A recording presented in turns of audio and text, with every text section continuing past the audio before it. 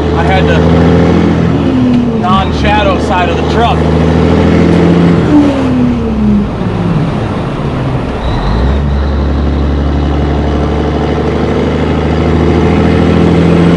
Skipping gear. Have to deal with the air slider that way.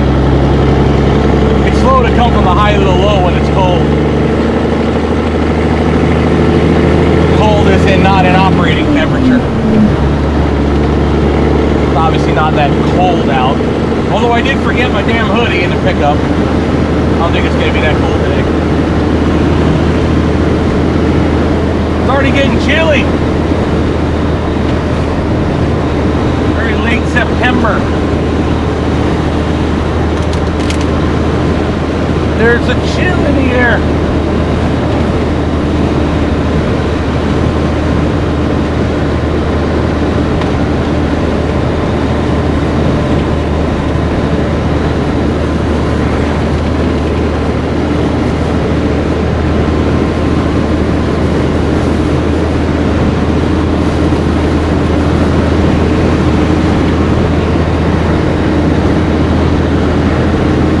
My morning orange juice.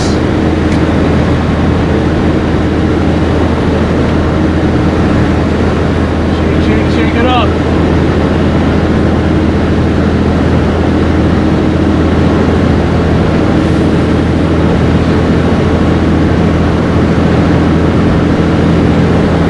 You ever have one of the mornings where you just wake up and you're ready to tackle the world? You feel like everything's going just great? That's today. Not sure why.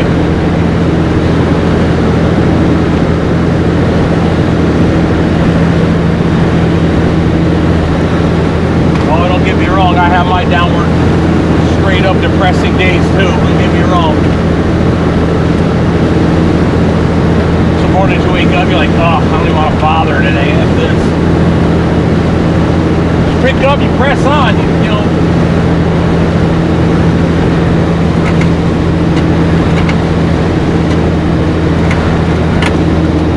You know, I could get into stories of my past. Before I had custody of Matt, when both my sons were small, driving a truck during the recession of 08, 09, struggling to get by, living in my camper. Man, those were hard times, man. Hard times. I remember waking up some mornings and you're like, man, I don't even know why I bothered. Why even get up today? Well, because you have to.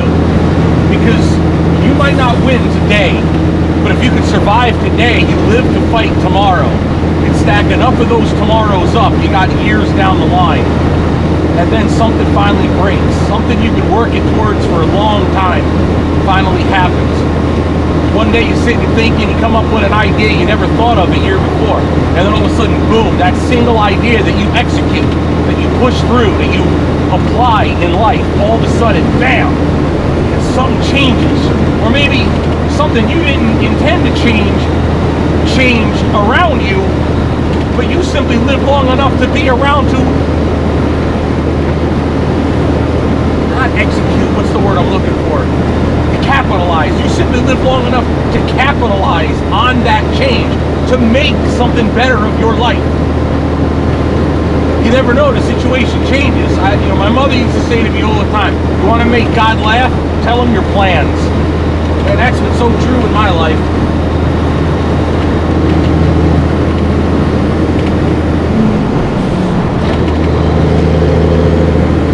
Every time I made a plan to do something changed that either made the plan better, usually worse, but I never gave up. That was the trick. I never gave up. And sometimes your problems you just simply have to outlast because time expires. I'll simply say this. When I got divorced, Matthew was 1. He's 17 now. Now most guys would think, great, I'm on the hook for child support or alimony or whatever for a long time. Well, there's an old saying, you know how to eat an elephant? One bite at a time. And surviving that kind of time You just have to do it one day at a time. Eventually you'll get there. Now in Matt's case, between me and my ex-wife was extremely neglectful of Matthew. That's how I wound up winning custody of him. That's why, if you look back at my history, that's why I had my shop. I started trying to do custom cars for other people to try to get into trucking part-time. I didn't want to buy a newer truck. I just tried to keep my old one around for as long as I could. I'm talking, not you have to. I wanted to keep my old truck as long as I could, so I didn't have to have the big payments, so I could be home a lot more. And then if my shop would get off the ground, I could get out of the truck a lot more than I ever was, and then I could go to court and get custody of my sons. By the time that plan finally happened, my older son was already grown and basically out of the house. He was a senior in high school when I started really seriously contemplating making that move. By the time I actually hired a lawyer to begin the fight, Sean was already out of the house, but I had Matthew, who was just coming through junior high school at that time. I had to bust my ass to make every dollar count so I can live as broke as I can, work as hard as I can, and make as much money as I can, so I can fight this custody battle to then win custody of Matthew. And that's how I did it. When I met Jen made that world and that fight so much easier. So by the time it came to actually go to court, it was over before it started. And I got custody of Matthew, and we put him in up here in Freedom High School right before his freshman year. Now he's a senior. So I think I've done pretty damn good, considering I started with very little. And of course, at this point now, with a high school student, I didn't have to be home all the time. But then all of a sudden, the YouTube channel picked up, and it didn't pick up because of the custom cars. It picked up because of this truck. And that has financially changed my family to where we can afford to do more than we used to do, along with driving a truck. So now I've paid my dues for so many years to where I figured out a good way to drive, a better way to drive, a good company to be with. Think about it, I was with Whitmire's back in the recession. We survived the recession of 2008 into 2009 driving for Whitmire. So, and I had big payments on my Peterbilt back then. I had a 99 Pete with a 600 horse cat, and we put that 600 horse in it. I refinanced that truck to the max. So we had big payments on equipment. That step deck I didn't own outright yet. So there's a lot of things that changed.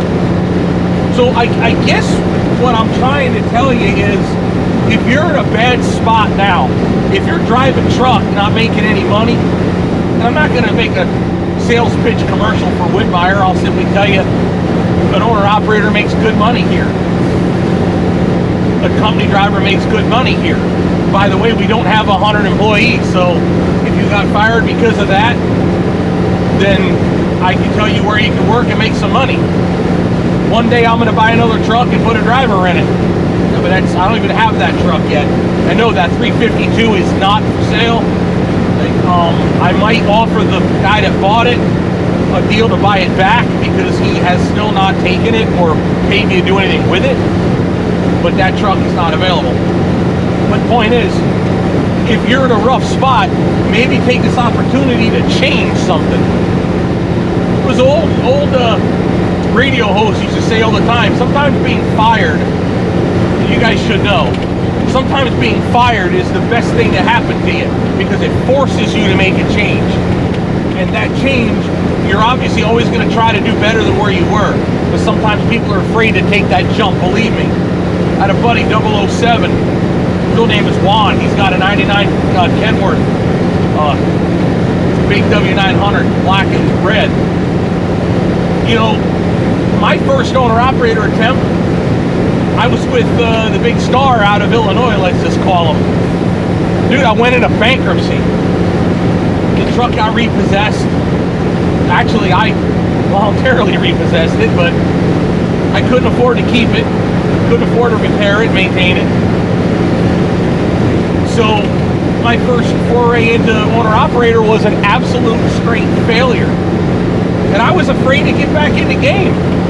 Back as a company driver, my buddy Juan, he talked me into buying another truck. He's like, dude, so you failed. He told me, did you learn anything? I'm like, I guess so. He's like, I guarantee you did. You learned what not to do. I told him, I said, dude, do you know what it's like to make a choice and have it affect your family? He looked at me, he said, let me tell you something. When I was in college, what do you think that did to my family? I said, you got a point. He's like, I had to straighten my crap up, get right, get back in the game, get back into business. He said, I know exactly what it's like when you're looking at your family and you feel like a failure because you can't pay none of your bills. You're losing your house, you're losing everything. He had a great wife, stuck through him through that crap too. Now the dude's got a great life. His kid's grown now, he's doing awesome. But he talked me into it. Brought me back into getting back into owner-operate. It changed everything, did everything different. Man, it was a struggle even then. Oh my God.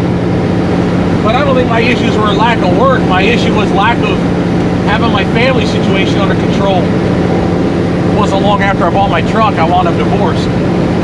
Man, that put me in financial dire straits like I ain't never seen. Then the recession and on and on. I'm not crying the blues. I'm screaming success because I survived it. I'm still here.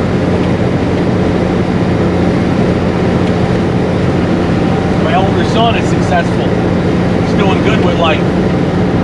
He bought that brand new Jeep at 23 years old. I couldn't be prouder of him. He works his ass off.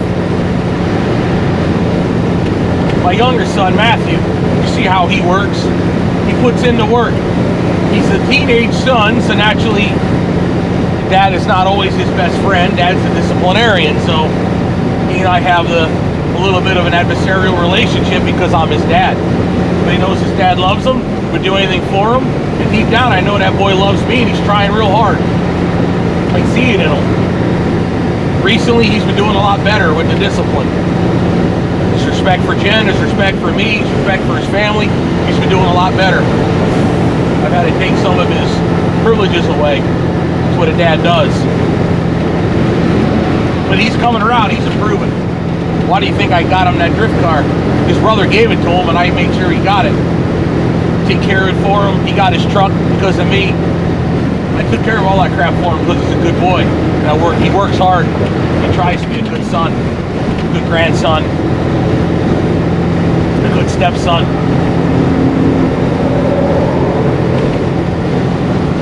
And I'm proud.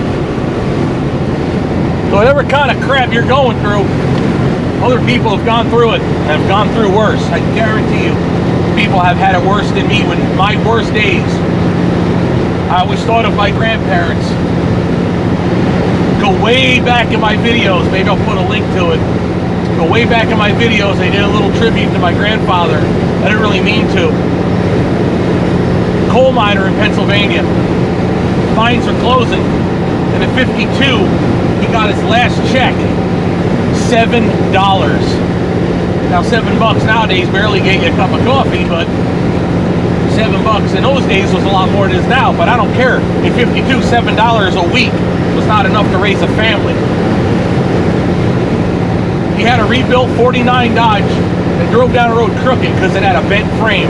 That's why he got it so cheap. John Feschek moved out of Pennsylvania in 1952 with enough money in his pocket to drive a 49 Dodge to New Jersey. I said to New Jersey. He did not have enough money to drive it back. If he didn't find work, he was done.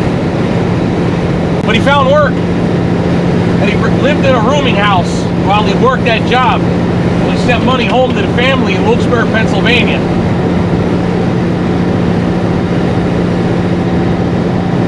My dad was little, but he remembers this. Well, when he finally had enough money to get a good enough place for his family, John got that place, and then he drove back to Pennsylvania, and he emptied out the house right there. That video shows you on Cleveland Street in Plains. Plains is like a division or borough of Wilkes-Barre. Moved the family out in 2 automobiles. 49 Dodge and a 36 Chevrolet. My father remembers the whole family driving in the 2 cars to go to their new home in New Jersey. They stopped in New Jersey, Phillipsburg, if I remember right. John literally put the last of the money in cash on the hood of the car to determine if he had enough gas money to make it home after they bought lunch in Phillipsburg. Everything my grandfather had, with the very few things he had left in New Jersey at that apartment, were in them 2 cars, and was trying to figure out if he could simply afford to drive the rest of the trip after he bought his family lunch. Well, he worked in New Jersey from 52 till he died in 76.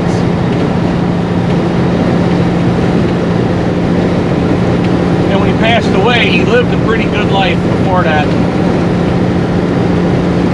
Successful? I think so. My father's brother Richard went to college. He had enough money to help him out with that. My grandfather vacationed up there to go see him a few times up in UP in Michigan. All the stories they can tell. It's a big thing seeing the Mackinac Bridge, or Mackinac Bridge, whatever the hell it's called. I think it's Mackinac City, but it's the Mackinac Bridge. I always forget. It was a big thing back then to see it built. After it was built, go look at it. My grandfather made sure to see it. Brought his family with him. My grandfather didn't get fired from the mines, but when he came home with his pay envelope with $7, he looked at my grandmother and he said, "At what point do you think it's time for me to move?" My grandmother's response was, "Tomorrow." The next day, the 49 Dodge left for New Jersey. Hard times, they're tough. No doubt. I fear us as a society, you guys, me, we're looking down a barrel of hard times to come again. As long as you woke up in the morning with air in your lungs, there's a reason to get up and push on. Even if tomorrow don't look bright, no big deal. Add enough tomorrows together, it should look bright enough. I know I'm no Tony Robbins.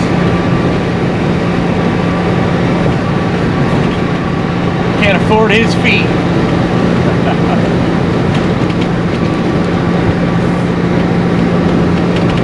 But I know a lot of you guys watch my videos and really enjoy them. Look to me for advice, which probably is a mistake, but the channel's got 45,000 subscribers on it right now, which is awesome. And I'm grateful for that, believe me. Even the guys that give me hateful comments, then I'll snap back at them a little bit, but hey, they're still watching. Still getting the revenue from it. A smile on my face, a couple bucks in my pocket. It's all good. I love it.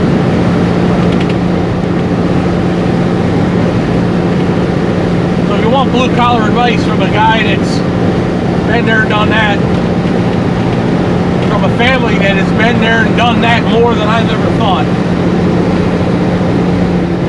well, something I tell you or something I do influences somebody to do something better in their life.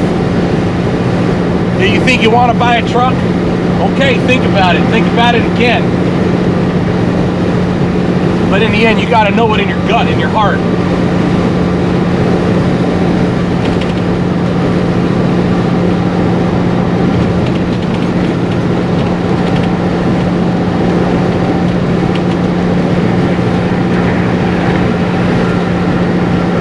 tell you right now, there's some influential people that were influential in my life that some I met, some I have not. But these people have inspired me to do things. This channel, for example, my sons thought I was crazy. They laughed at me. They literally laughed at me. And I was sitting in my house editing video on my phone for hours for not very many views, like very little at all, under 100 views. And of course, some of those videos are still, all those videos are still up. And still to this day, they only have like 100, 200 views. To this day, that's 3 years ago. Spending hours on this crap, my kids laughing at me. I'll be editing the video and you hear the same audio track over and over again, trying to splice it just right. And ain't laughing now. But if something I do, well, back to drive a truck. If you know in your heart you want to buy a truck, well, figure out how to do it. Come up with the money. I would advise stay away from lease purchases if you can. If you do, and you learn the hard way, don't let it discourage you completely out. Learn from your mistakes and go on. Buy your first truck and it fails, what'd you do wrong? What can you do better? Just like I did. But then start figuring it out. Hang out with people that own trucks. Talk to people that own trucks. You know, some guys, they might not want to talk to you. Some guys, they will. But listen to what they have to say. Hear it out. I'm telling you right now, though, if you work for yourself, you'll never work harder than for anybody else in your life. You'll be your hardest boss. If you're a company driver or a 9-to-5er, you don't work as hard as the guy that owns the business, trust me. Yeah, you might have a nicer car, bigger house than anybody I know that's got anything. And they work their absolute face off for it.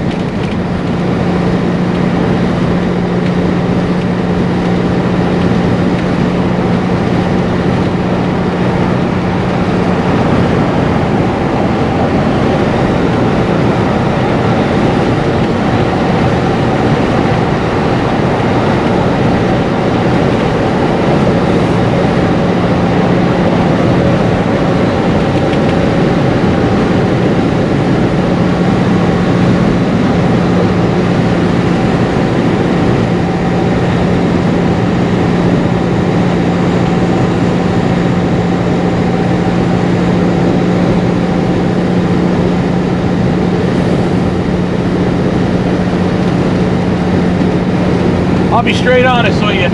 I don't usually talk about other YouTubers unless I'm personal friends with them.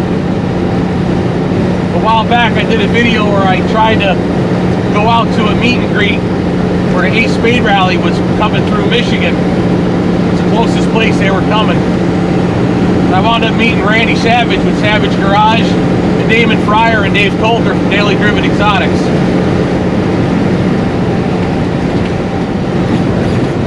I did that for my own personal reasons, but I also wanted to try to build the channel and meet these guys, because these guys had made a success of themselves with cars with a YouTube channel no different than me.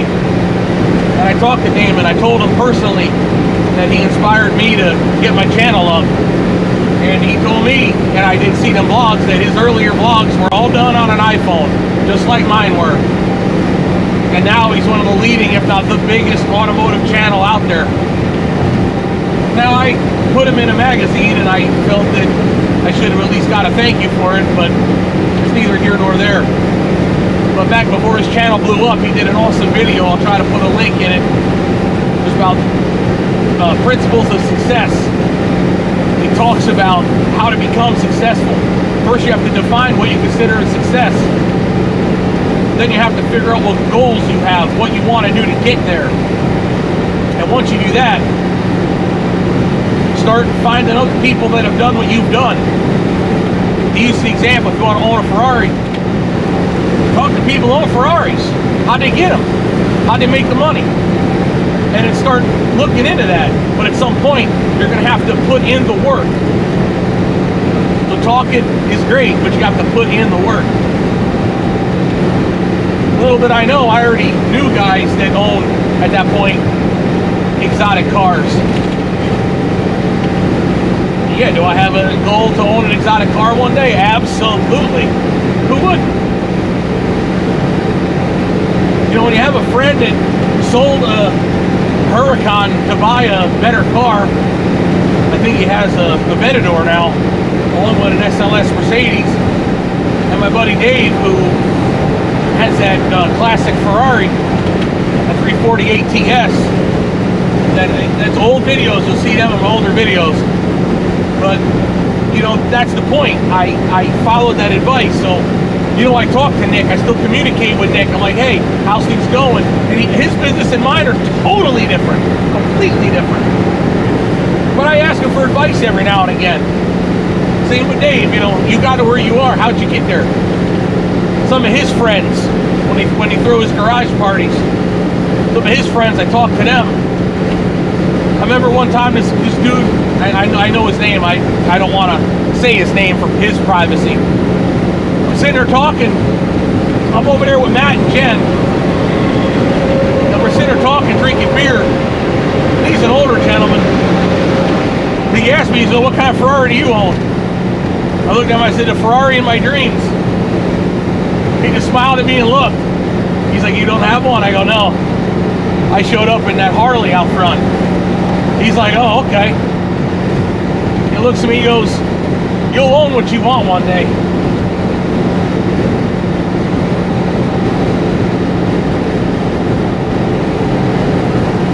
Then he asked me what I wanted. I told him what kind of car I liked. If I could have any kind of car, be it an exotic or not.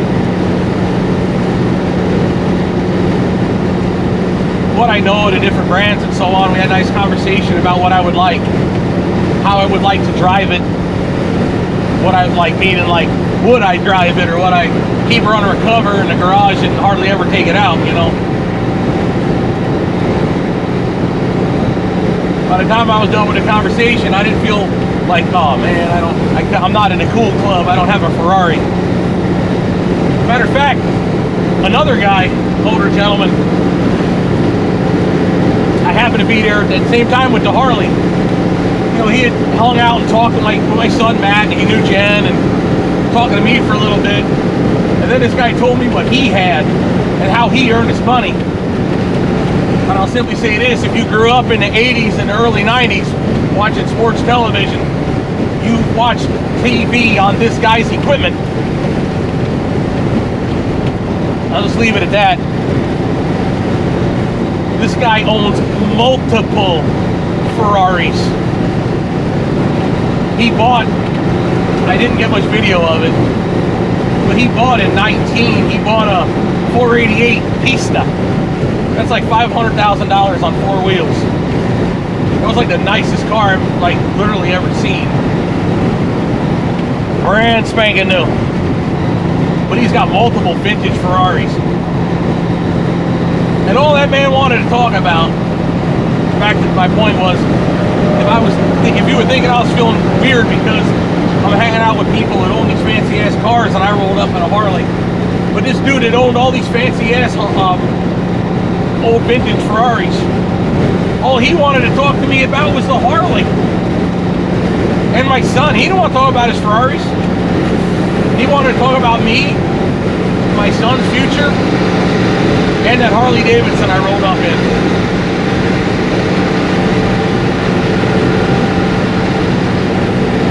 I felt bad because this man did not want to be on camera at all.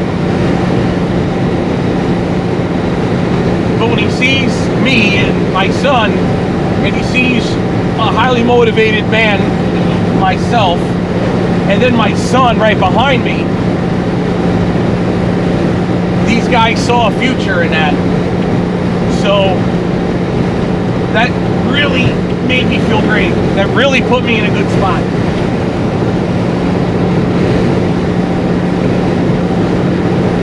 I use that to motivate me and push harder.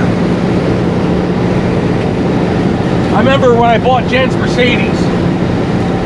I bought it used. It's a used Mercedes C300. They're not a lot of money. It's a nice car, but it's not like I bought a,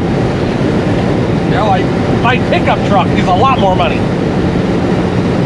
But my buddy, I sent pictures to my buddies. These are guys that own, $300,000-$400,000 automobiles. My buddy Nick, between his 3 exotics, he's got over $1 million worth of cars. But man, he was proud as hell. He gave me all the encouragement in the world when I bought Jen that Mercedes. I mean, his rims on his Huracan cost more than Jen's car. But he was really enthusiastic and proud. I'm like, all right, there you go, great job. When I bought that car. Same when I bought my truck.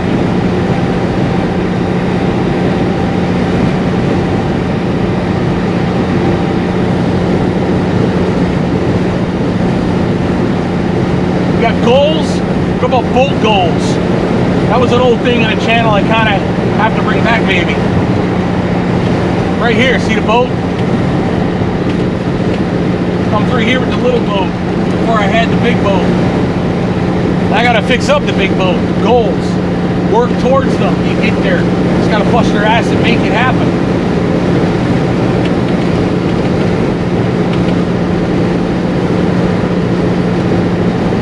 And when you have the right friends, you hang out with the right group. Think about it. If you hang out with a bunch of people that are unmotivated, you become unmotivated. If you hang out with a lot of people that feel like they're the victim, you feel the victim. Well, maybe you are the victim, and you're not going to get any sympathy from anybody, so you got to pick up and move on. Do something else with your life rather than sit there and cry about how you're the victim. Overcome that victimness. If you are the victim, great. Too bad. Sorry for your luck. You got to overcome it. So do that, and then people look up to you.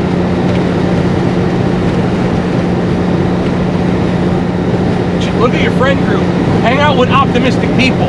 Hang out with people that have more stuff than you, because then they'll motivate you to get more stuff. Think about it. If you've got less than they do, they don't need you. They just like you, but they don't need you. They got nothing from you.